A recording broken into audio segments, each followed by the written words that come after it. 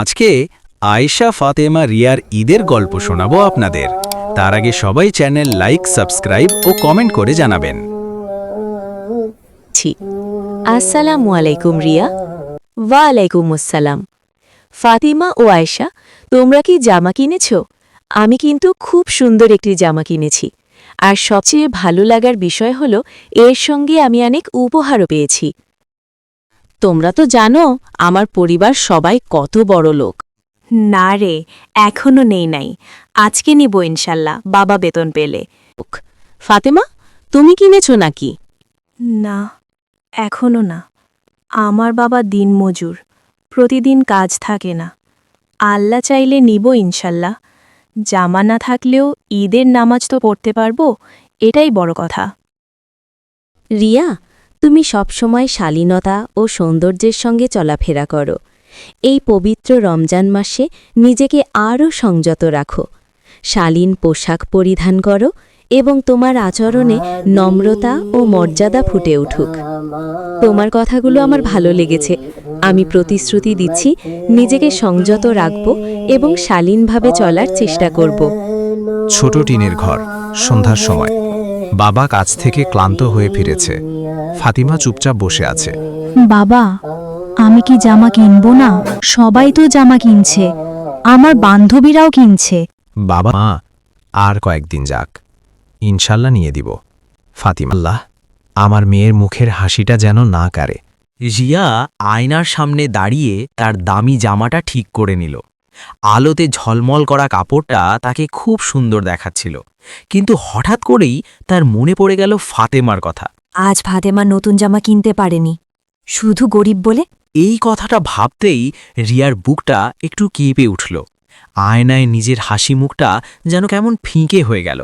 সে বারবার ভাবতে লাগল, আমি যদি একটা জামা কম কিনতাম, তাহলে কি ফাতেমার জন্য একটা কিনে দিতে পারতাম না?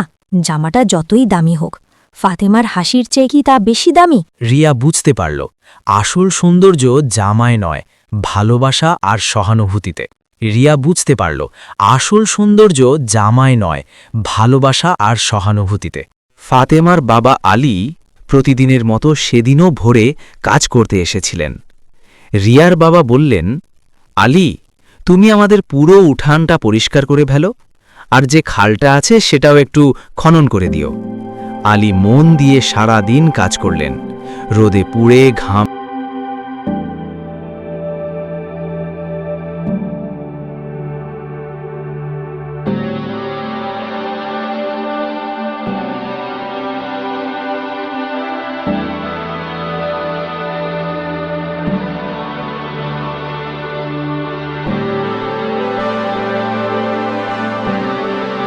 ঝরিয়ে সব কাজ শেষ করে বিনয়ের সাথে বললেন, সাহেব, আপনার কাজ শেষ করলাম। আমার টাকাটা যদি দিতেন খুব উপকৃত হতাম। রিয়ার বাবা অবহেলার সুরে বললেন, আরে বেডা, কাজ করেছিস সবে মাত্র, টাকা কিছুদিন পরে নিতে আসিস। সাহেব, আমার পাওনা টাকাটা যদি দিতেন, আমার মেয়েটাকে একটা জামা কিনে দিতে পারতাম।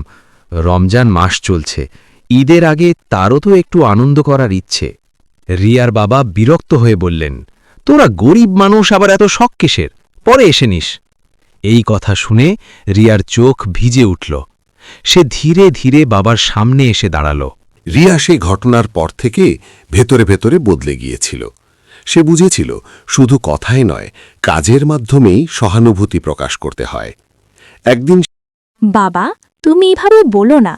ইসলাম আমাদের এই শিক্ষা দেয় না? রমজান মাস রহমত, বরকত, ক্ষমার মাস। এই মাসে কারো হক নষ্ট করা তো বড় গুনাহ। কাকাকে তার প্রাপ্য টাকা দিয়ে দাও। সে আরও বলল, রাসূলুল্লাহ সাল্লাল্লাহু আলাইহি ওয়াসাল্লাম বলেছেন, শ্রমিকের ঘাম শুকানোটা নাও। সেদিন রিয়ার বাবা বুঝলেন সত্যিকারের মর্যাদা সম্পদে নয়, ন্যায়, দয়া আর তাকওয়ায়। আর রিয়া মনে মনে আল্লাহর শুকরিয়া আদায় করল যে রমজানের পবিত্র মাসে তাদের ঘরে ন্যায়ের আলো জ্বলে উঠেছে। একদিন সে নিজের জমানো টাকা দিয়ে ফাতেমার জন্য একটি সুন্দর দামি পোশাক কিনল। সঙ্গে কিছু কাঁচামাল, চাল, ডাল, তেল, সেমাই, চিনি বাজারও করে দিল। ফাতেমার হাতে পোশাকটি তুলে দিয়ে রিয়া মিষ্টি হেসে বলল, তোমার জন্যই কিনেছি এটা। তুমি ঈদের সময় এটা পরবে আর ঈদের দিন এটা পরে আমাদের বাসায় আসবে। তোমার দাওয়াত রইল। তারপর বাজারের ব্যাগটা এগিয়ে দিয়ে বলল, এই বাজারগুলো তোমার মাকে রান্না করতে দেবে, যেন তোমাদের ঈদটাও সুন্দর ভালো কাটে। আমার জন্য এত কিছু করলে। রিয়া, ও রিয়া, আমরা এসেছি গো, তুমি কোথায়?